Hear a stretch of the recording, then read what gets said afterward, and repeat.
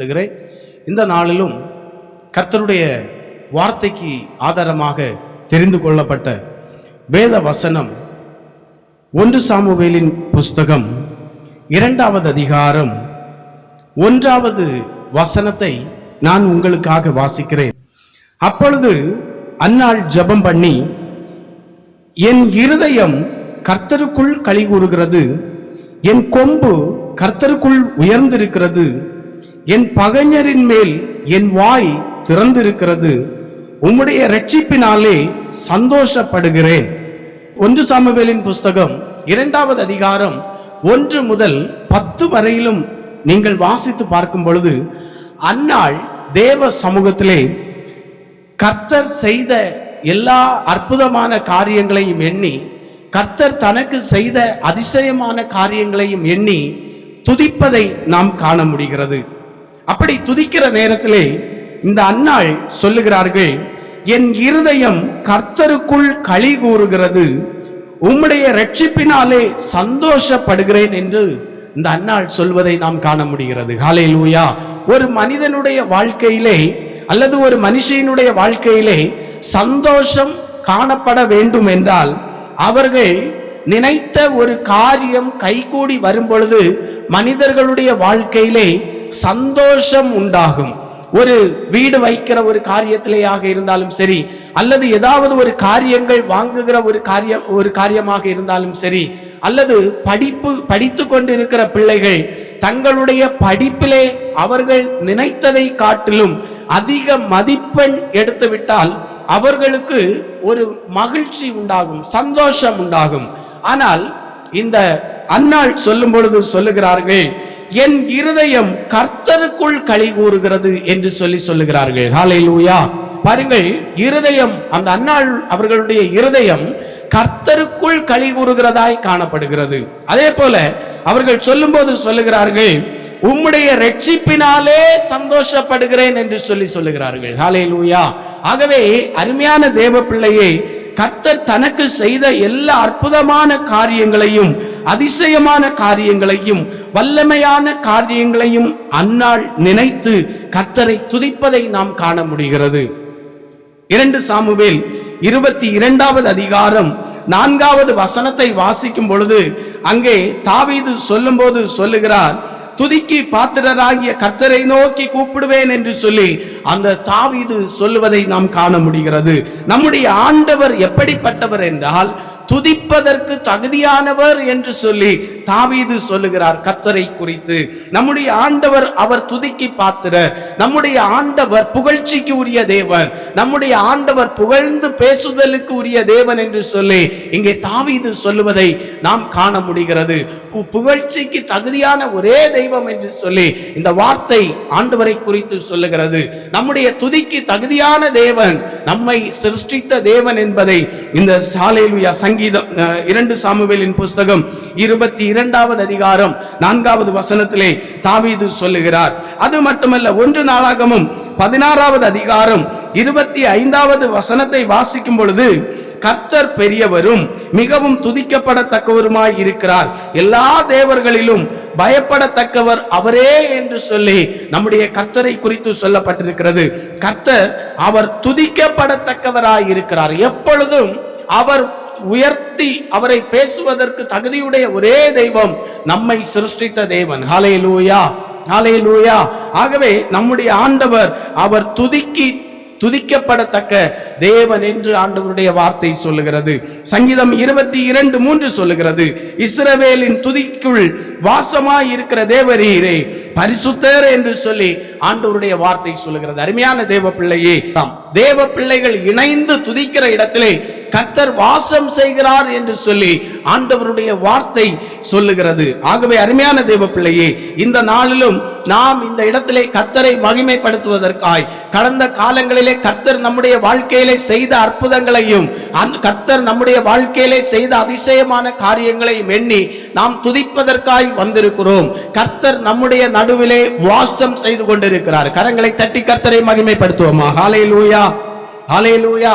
கர்த்தர் நம்முடைய நடுவிலே வாசம் செய்கிறவராய் காணப்படுகிறார். ஆகவே நம்முடைய ஆண்டவர் எப்படிப்பட்டவர் என்றால் அவர் துதிக்கு பாத்திரர். எந்த இடங்களிலெல்லாம் நாம் கர்த்தரை துதித்துக் கொண்டிருக்கிறோமோ, எந்த இடத்திலெல்லாம் நாம் கர்த்தரை உயர்த்தி பேசுகிறோமோ, எந்த இடத்திலெல்லாம் நாம் கர்த்தரை மகிமைப்படுத்தி கொண்டிருக்கிறோமோ அந்த இடத்திலே கர்த்தர் வாசம் பண்ணுகிறவராக இருக்கிறார்.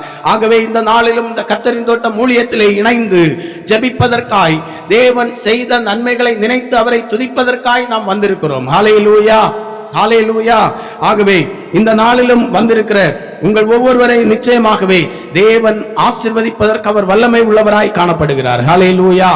காரணம் பாருங்கள், அன்னாள் எதற்காக கர்த்தரை துதித்தார்கள் என்றால், ஒன்று, அன்னாளுடைய இருதயத்தை கர்த்தர் களிகூற பண்ணினார். ஹல்லேலூயா. அன்னாளுடைய இருதயத்திலே ஆண்டவர் அன்னாளுடைய இருதயத்தை கர்த்தர் களிகூற பண்ணினார். இரண்டாவது, அன்னாள் அந்த ஸ்தோத்திரம் 1 சாமுவேலின் புஸ்தகம் 2வது அதிகாரம் 1வது வசனத்தை வாசிக்கும் பொழுது கர்த்தர் இந்த அன்னாளுடைய இருதயத்தை களிகூற பண்ணினார். இரண்டாவது, கர்த்தர் அவருடைய ரட்சிப்பினால் அன்னாளை சந்தோஷப்படுத்தினார். ஹல்லேலூயா, ஹல்லேலூயா, ஹல்லேலூயா. ஆகவே அருமையான தேவ பிள்ளையே, இப்படி தன்னுடைய சந்தோஷத்தையும் மகிழ்ச்சியையும் வெளிப்படுத்துகிற அன்னாளுடைய முந்தைய வாழ்க்கை எப்படி இருந்தது என்று சொல்லி நீங்கள் வாசித்து பார்த்தீர்கள் என்றால், 1 சாமுவேல் 1வது அதிகாரம் 16வது வசனத்தை வாசிக்கும் பொழுது, உம்முடைய அடியாளை பேலியாளின் மகளாக எண்ணாதையும் மிகுதியான விசாரத்தினாலும் கிளேசத்தினாலும் இந்நேரம் மட்டும் விண்ணப்பம் பண்ணினேன் என்றாள் என்று ஆண்டவருடைய வார்த்தை சொல்லுகிறது. இந்த அன்னாளை குறித்து சொல்லப்பட்டிருக்கிறது. அன்னாள் கர்த்தரை பார்த்து சொல்லுகிறார், இருதயம் கர்த்தருக்குள் களி கூறுகிறது, என் கொம்பு கர்த்தருக்குள் உயர்ந்திருக்கிறது, என் பகைஞரின் மேல் என் வாய் திறந்திருக்கிறது, உம்முடைய ரட்சிப்பினாலே சந்தோஷப்படுகிறேன் என்று சொன்ன அந்த அன்னாளுடைய முந்தைய வாழ்க்கை எப்படிப்பட்டதாக இருந்தது என்றால், உம்முடைய அடியாளை பேலியாளின் மகளாக எண்ணாதையும் மிகுதியான விசாரத்தினாலும் கிளேசத்தினாலும் இந்நேரம் மட்டும் விண்ணப்பம் பண்ணினேன் என்று சொல்லி இந்த அன்னாளை குறித்து சொல்லப்பட்டிருக்கிறது. அன்னாளுடைய வாழ்க்கை எப்படிப்பட்டதாக காணப்பட்டது என்றால், இந்த அன்னாளுடைய முந்தைய வாழ்க்கை, கர்த்தரை துதிப்பதற்கு முந்தைய வாழ்க்கை எப்படிப்பட்டதாக காணப்பட்டது என்றால், விசாரம் நிறைந்ததாய் காணப்பட்டது என்று சொல்லி, மிகுதியான விசாரத்தினாலும் கிளேசத்தினாலும் நிறைந்த வாழ்க்கையாய் காணப்பட்டது. ஹல்லேலூயா, ஹல்லேலூயா. விசாரம் என்றால் கவலை, நிம்மதியின்மையை குறிக்கும். விசாரம் என்கிற வார்த்தைக்கு கவலை, நிம்மதி இல்லாய்மையை குறிக்கிற வார்த்தை தான் விசாரம். கிளேசம் என்றால் வலி நிறைந்த வாழ்க்கை, துன்பம், சஞ்சலம், மன வருத்தம், பயம் என பொருள்படும். ஆகவே இந்த அன்னாளுடைய வாழ்க்கையில இந்த அன்னாள் எப்படிப்பட்டவங்களாக இருந்தார்கள் என்றால், அவர்கள் துன்பம் நிறைந்த ஒரு வாழ்க்கை வாழ்ந்து கொண்டிருந்தார்கள். மன வருத்தம் நிறைந்தவர்களாக காணப்பட்டார்கள், பயம் நிறைந்தவர்களாக காணப்பட்டார்கள், சஞ்சலம் நிறைந்த துக்கத்தோடு கூட அவர்கள் இருந்திருக்கிறார்கள். பாருங்கள், ஸ்தோத்திரம், கவலையோடு கூட இருந்திருக்கிறாங்க, நிம்மதி இல்லாமல் இருந்திருக்கிறாங்க. நினைத்து பாருங்க, ஒரு மனுஷனுக்கு நிம்மதி இல்லாமல் இருக்கும் பொழுது அந்த மனிதனுடைய வாழ்க்கை எப்படிப்பட்டதாக காணப்படும் என்று சொல்லி நினைத்து பாருங்க. ஒரு வலி நிறைந்த ஒரு வாழ்க்கை ஒரு மனுஷன் அல்லது ஒரு மனுஷி வாழ்ந்து கொண்டு இருக்கும் பொழுது அந்த மனுஷனாலேயோ அந்த மனுஷியாலேயோ இந்த உலகத்திலே வாழ முடியும் என்று சொல்லி நீங்கள் நினைக்கிறீர்களா? இந்த அன்னாளுடைய வாழ்க்கை அவ்வளவுக்கு வலி நிறைந்த ஒரு வாழ்க்கையாய் காணப்பட்டது. நிம்மதி இல்லாமல் கவலையோடு கூட அவர்கள் இருந்து கொண்டிருந்தார்கள் என்பதை இந்த 1 சாமுவேல் 1:16 சொல்லுகிறது. ஆகவே அருமையான தேவ பிள்ளையே, இந்த நாளிலும் இந்த இடத்திலே ஸ்தோத்திரம் வந்திருக்கிற நம்முடைய வாழ்க்கையில் கூட இப்படிப்பட்ட ஒரு சூழ்நிலை இருந்து கொண்டிருக்கலாம். நம்முடைய வாழ்க்கையிலும் நாமும் ஒரு வலி நிறைந்த வாழ்க்கையை வாழ்ந்து கொண்டிருக்கலாம். நம்முடைய வாழ்க்கையிலே துன்பம் நிறைந்து இருந்து கொண்டிருக்கலாம். சஞ்சலம் கலந்த துக்கத்தோடு கூட நாம் இருந்து கொண்டிருக்கலாம். மன வருத்தத்தோடு இருந்து கொண்டிருக்கலாம். இந்த அன்னாளை போல பயம் நிறைந்து காணப்பட்டு கொண்டிருக்கலாம். நம்முடைய ஆண்டவர் எப்படிப்பட்டவர்? நம்முடைய ஆண்டவர் எப்படிப்பட்டவர் என்றால், இந்த அன்னாளுடைய வாழ்க்கையிலே அன்னாளை துதிக்க பண்ணின தேவன். ஹல்லேலூயா, அன்னாளுடைய இருதயத்தை களிகூற பண்ணின தேவன், அன்னாளை இரட்சிப்பினால் சந்தோஷப்படுத்தின தேவன். அவருக்கு முன்பதாக நாம் வந்திருக்கிறோம். அன்னாளுடைய வாழ்க்கை, முந்தைய நிலைமை இவ்வளவுக்கு கிளேசம் நிறைந்ததாய் காணப்பட்டது, விசாரம் நிறைந்ததாய் காணப்பட்டது. இப்படிப்பட்ட வாழ்க்கை வாழ்ந்து கொண்டிருந்த அன்னாளை கர்த்தர் களிகூற பண்ணினார், சந்தோஷம் அடைய பண்ணினார். கரங்களை தட்டி கர்த்தருக்கு நன்றி செலுத்துவோமா? ஹல்லேலூயா. ஆகவே இந்த அன்னாள் விசாரத்திலும் கிளேசத்திலும் இருந்து விடுதலை பெற என்ன வழிமுறையை கையாண்டார்கள், அதைத்தான் இன்றைக்கு நாம் தியானித்து நாம ஜெபிக்க போகிறோம். ஹல்லேலூயா, ஹல்லேலூயா. 1 சாமுவேலின் புஸ்தகம் 1வது அதிகாரம் 16வது வசனத்தை ஒரு விசை கூட நாம் வாசிக்க கேட்போம். 1 சாமுவேலின் புஸ்தகம் 1வது அதிகாரம் 16வது வசனத்தை நான் வாசிக்கிறேன். உம்முடைய அடியாளை பேலியாளின் மகளாக எண்ணாதேயும், மிகுதியான விசாரத்தினாலும் கிளேசத்தினாலும் இந்நேரம் மட்டும் விண்ணப்பம் பண்ணினேன் என்றாள். ஹல்லேலூயா. 1 சாமுவேலின் புஸ்தகம் 1வது அதிகாரம் 16வது வசனத்திலே சொல்லப்பட்டிருக்கிறது, இந்நேரம் மட்டும் விண்ணப்பம் பண்ணினேன் என்று ஆண்டவருடைய வார்த்தை சொல்லுகிறது. ஹல்லேலூயா. அன்னாள் சொல்லுகிறாள், இந்நேரம் மட்டும் விண்ணப்பம் பண்ணினேன் என்றாள் என்று அன்னாளை குறித்து சொல்லப்பட்டிருக்கிறது. இவ்வளவுக்கு வலி நிறைந்த ஒரு வாழ்க்கை வாழ்ந்து கொண்டு இருக்கும் பொழுது எந்த ஒரு மனுஷனுக்கும் மனுஷிக்கும் தேவ சமூகத்திலே போய் ஜெபிப்பதற்கான ஒரு எண்ணம் வரவே வராது. ஆனால் இந்த அன்னாள் அவ்வளவு வலி நிறைந்த ஒரு வாழ்க்கை வாழ்ந்து கொண்டிருக்கிற நேரத்திலே அன்னாள் தேவ சமூகத்தை நோக்கி பார்த்து அவர்கள் ஜெபிக்கிறவர்களாய் காணப்பட்டார்கள். ஹல்லேலூயா. 1 சாமுவேல் 1:27 சொல்லுகிறது, நான் கர்த்தரிடத்தில் கேட்ட என் விண்ணப்பத்தின்படி எனக்கு கட்டளையிட்டார் என்று அதே அன்னாள் சொல்லுகிறார்கள். ஹல்லேலூயா. அருமையான தேவ பிள்ளையே, அன்னாள் தேவ சமூகத்திலே மிகுந்த விசாரத்தினாலும் கிளேசத்தினாலும் காணப்படும் பொழுது அன்னாள் தேவ சமூகத்திலே விண்ணப்பம் பண்ணி கொண்டு இருந்தார்கள். இந்த விண்ணப்பத்திற்கு ஆண்டவர் செவி கொடுத்தார் என்பதை, கர்த்தரிடத்தில் கேட்ட என் விண்ணப்பத்தின்படி எனக்கு கட்டளையிட்டார் என்று சொல்லி இந்த அன்னாள் சொல்லுவதை நாம் காண முடிகிறது. அப்போ அருமையான தேவ பிள்ளையே, நாம் கர்த்தரிடத்தில் எவைகளை கேட்கிறோமோ அவைகளை தேவன் நமக்கு நிச்சயமாகவே தருகிறவராய் காணப்படுகிறார். ஹல்லேலூயா, ஹல்லேலூயா. மத்தேயு 11:28 சொல்லுகிறது, வருத்தப்பட்டு பாரம் சுமக்கிறவர்களே நீங்கள் எல்லாரும் என்னிடத்தில் வாருங்கள், நான் உங்களுக்கு இளைப்பாறுதல் தருவேன் என்று சொல்லி மத்தேயு 11:28 சொல்லுகிறது. ஹல்லேலூயா. இந்த அன்னாள் மிகுந்த விசாரத்தினாலும் கிளேசத்தினாலும் காணப்படும் பொழுது அன்னாள் தேவ சமூகத்தை நோக்கி பார்த்து அவர்கள் விண்ணப்பம் பண்ணினார்கள். அந்த விண்ணப்பத்திற்கு ஆண்டவர் அவர்கள் கர்த்தரிடத்தில் கேட்ட விண்ணப்பத்தின்படி அந்த அன்னாளுக்கு தேவன் கட்டளையிட்டார். கரங்களை தட்டி கர்த்தரை மகிமைப்படுத்துவோமா? ஹல்லேலூயா. வருத்தங்களும் பாடுகளும் பிரச்சனைகளும் நம்முடைய வாழ்க்கையில் வரும் பொழுது நாம் கர்த்தரை சார்ந்து நிற்கிறவர்கள் காணப்பட வேண்டும் என்று சொல்லி ஆண்டவருடைய வார்த்தை நமக்கு சுட்டி காட்டுகிறது. எவ்வளவு போராட்டங்கள் வந்தாலும் சரி, எவ்வளவு பாடுகள் வந்தாலும் சரி, எவ்வளவு பிரச்சனைகளோடு நாம் காணப்பட்டாலும் சரி, அந்த நேரத்தில் இந்த அன்னாளை போல நாம் தேவ சமூகத்திலே காணப்படுவோமே ஆனால் நாமும் கர்த்தரை மகிமைப்படுத்துகிறவர்களாய் தேவன் நம்மை நிச்சயமாகவே நிறுத்துவதற்கு அவர் வல்லமை உள்ளவராய் இருக்கிறார். ஹல்லேலூயா. நம்முடைய இருதயத்தையும் ஆண்டவர் களிகூற பண்ணுவார். நாம் தேவ சமூகத்தில் விண்ணப்பம் பண்ணும் பொழுது அவருடைய ரட்சிப்பினாலே நம்மையும் ஆண்டவர் சந்தோஷப்படுத்துவதற்கு அவர் வல்லமை உள்ளவராய் காணப்படுகிறார். ஹல்லேலூயா. காட்டுகிறது ஆண்டவராகிய இயேசு கிறிஸ்து ஒருவர்தான். நம்முடைய பாடுகளுக்கும் பிரச்சனைகளுக்கும் ஒரே வழி ஆண்டவராகிய இயேசு கிறிஸ்து தான். ஹல்லேலூயா. யோவான் 14:14 சொல்லுகிறது, என் நாமத்தினாலே நீங்கள் எதை கேட்டாலும் அதை நான் செய்வேன் என்று சொல்லி இருக்கிறார். ஹல்லேலூயா. என் நாமத்தினாலே நீங்கள் எதை கேட்டாலும் அதை நான் செய்வேன். ஆகவே அருமையான தேவ பிள்ளையே, இந்த நாளிலும் இந்த அன்னாளை போல கிளேசத்தினாலும் விசாரத்தினாலும் நாம் காணப்பட்டு கொண்டு இருக்கிறோமே ஆனால் நிச்சயமாகவே அன்னாளை போல நாமும் அந்த பாடுகளோடும் பிரச்சனைகளோடும் கூட நாம் அந்த பாடுகளை எண்ணி பிரச்சனைகளையும் எண்ணி நாம் வருத்தத்திலே காணப்படாதபடிக்கு நாம் நம்முடைய தேவன் நமக்கு ஒரு விடுதலையை தருவார். நம்முடைய தேவனிடத்திலிருந்து எனக்கு ஒத்தாசை வரும், தேவன் என்னுடைய விண்ணப்பத்தின் சத்தத்தை கேட்பார் என்கின்ற ஒரு எண்ணத்தோடு கூட நாம் தேவ சமூகத்தை நோக்கி பார்ப்போமே ஆனால் நிச்சயமாகவே நம்முடைய இருதயத்தையும் ஆண்டவர் களி கூற பண்ணுவார். ஹல்லேலூயா. நம்முடைய நம்மையும் ஆண்டவர் அவருடைய ரட்சிப்பினாலே நம்மையும் சந்தோஷப்படுத்துவதற்கு அவர் வல்லமை உள்ளவராய் காணப்படுகிறார். ஹல்லேலூயா. பாருங்க, நாம எப்படி கேட்க வேண்டும். மத்தேயு 21:22 சொல்லுகிறது, மேலும் நீங்கள் விசுவாசம் உள்ளவர்களாய் ஜெபத்திலே எவைகளை கேட்பீர்களோ அவைகளை எல்லாம் பெறுவீர்கள் என்று சொல்லி வேதம் சொல்லுகிறது. ஹல்லேலூயா, ஹல்லேலூயா. பாருங்கள், ஆண்டவருடைய சமூகத்திலே நாம் ஜெபிக்க வேண்டும் என்றால் அது எப்படி ஜெபிக்க வேண்டும் என்றால் நாம் விசுவாசத்தோடு ஜெபிக்க வேண்டும் என்று சொல்லி ஆண்டவருடைய வார்த்தை நமக்கு சுட்டி காட்டுகிறது. தேவனுடைய வார்த்தை நமக்கு சுட்டி காட்டுகிறது.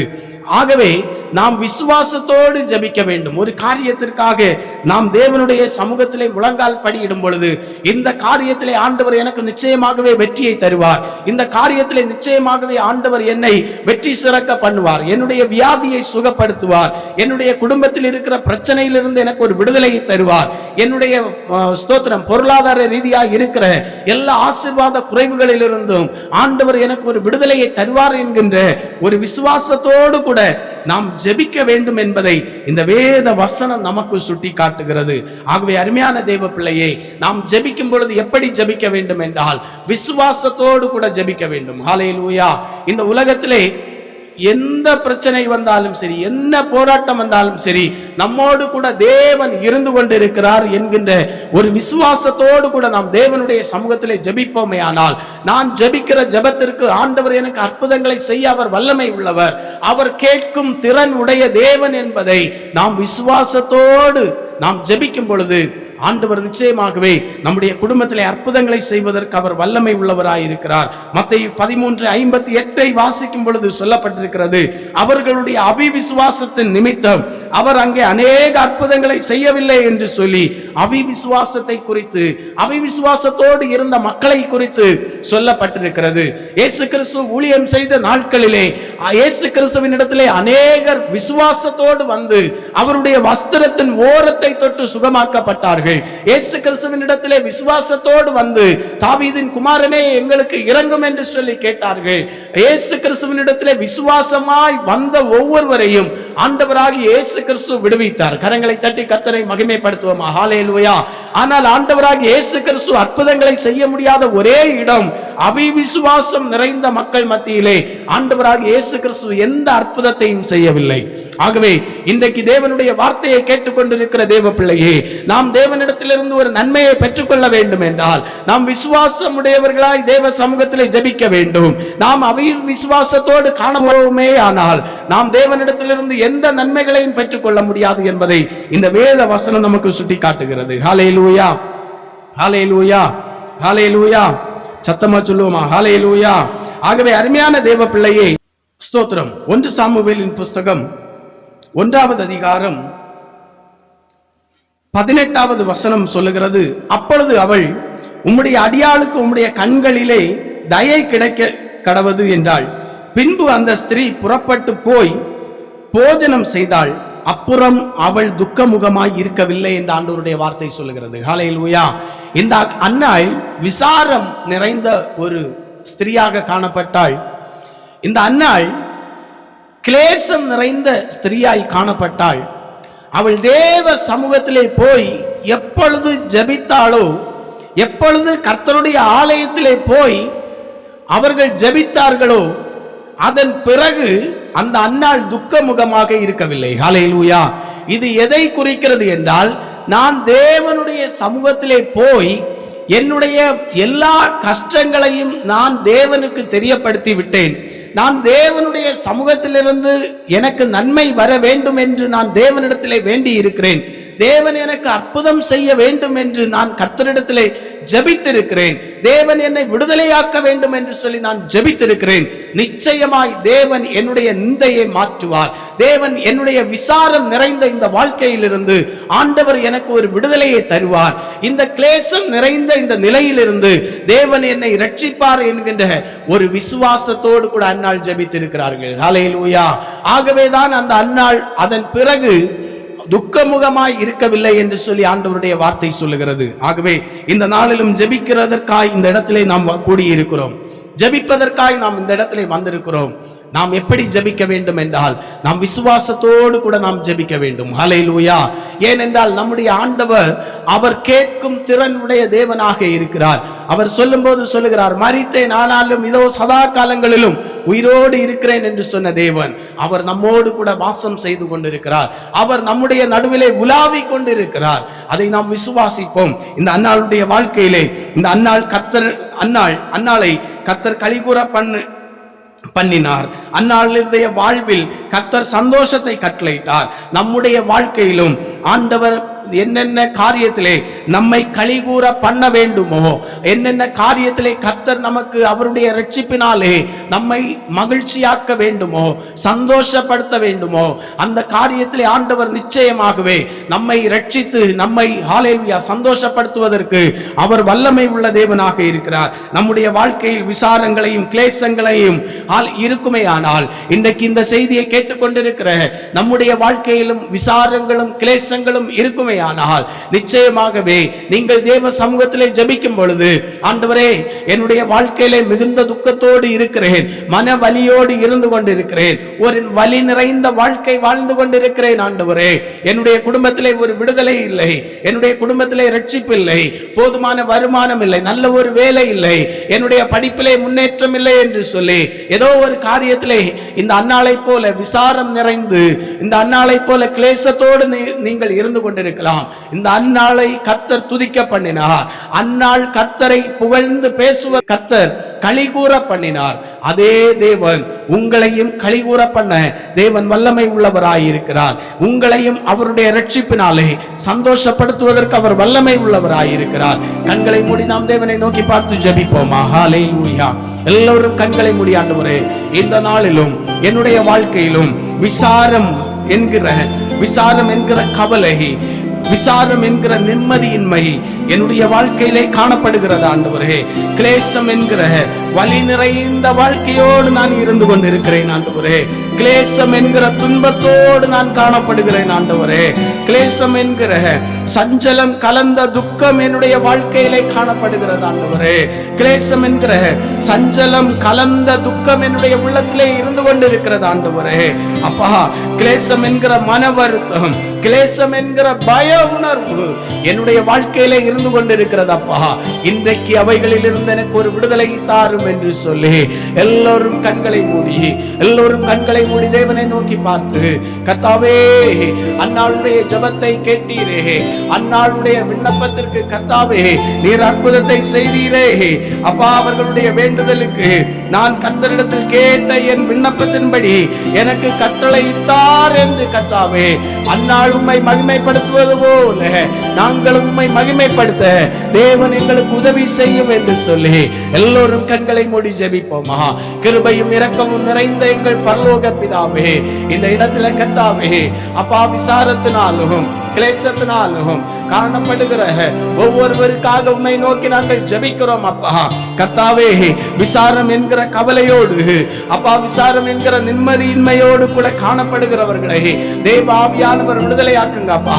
அவர்களுடைய இருதயத்தை கர்த்தருக்குள் கலிகூற பண்ணும்படியாய் இயேசுவின் நாமத்தில் ஜெபிக்கிறோம். கிளேசம் என்கிற வலி நிறைந்த வாழ்க்கையிலிருந்து கர்த்தாவே உம்முடைய ரட்சிப்பு என்கிற மகிழ்ச்சியினாலே ஒவ்வொருவரை நீர் நிரப்பும்படியாக ஜெபிக்கிறோம் அப்பா. இந்த நேரத்தில் கர்த்தருடைய ஆவியானவர் அப்பா, இந்த நிகழ்ச்சியை பார்க்கிற ஒவ்வொருவருடைய வாழ்க்கையிலும் இருக்கிற அப்பா விசாரம் என்கிற கவலை, நிம்மதியின்மையிலிருந்து கர்த்தாவே அவர்களுடைய இருதயத்தை நீர் கலிகூற பண்ணும்படியாக ஜெபிக்கிறோம் அப்பா. தொடர்ந்து கிளேசம் என்கிற வலி நிறைந்த வாழ்க்கையிலிருந்து, துன்பம் நிறைந்த வாழ்க்கையிலிருந்து, பயம் என்கிற வாழ்க்கையிலிருந்து, மன வருத்தம் என்கிற வாழ்க்கையிலிருந்து கர்த்தாவே உம்முடைய ரட்சிப்பை நீர் கட்டளையிட்டு அவர்களை கர்த்தாவே அப்பா ஹல்லேலூயா நீர் சந்தோஷப்படுத்தும்படியாய் இயேசு கிறிஸ்துவின் நாமத்தில் ஜெபிக்கிறோம் அப்பா. நீர் அப்படி செய்கிற கிருபைகளுக்காய் ஸ்தோத்திரம். தொடர்ந்து உம்முடைய நாமம் மட்டும் மகிமைப்படட்டும். இயேசு கிறிஸ்துவின் நாமத்தில் ஜெபிக்கிறோம் பிதாவே. ஆமென், ஆமென். ஹல்லேலூயா.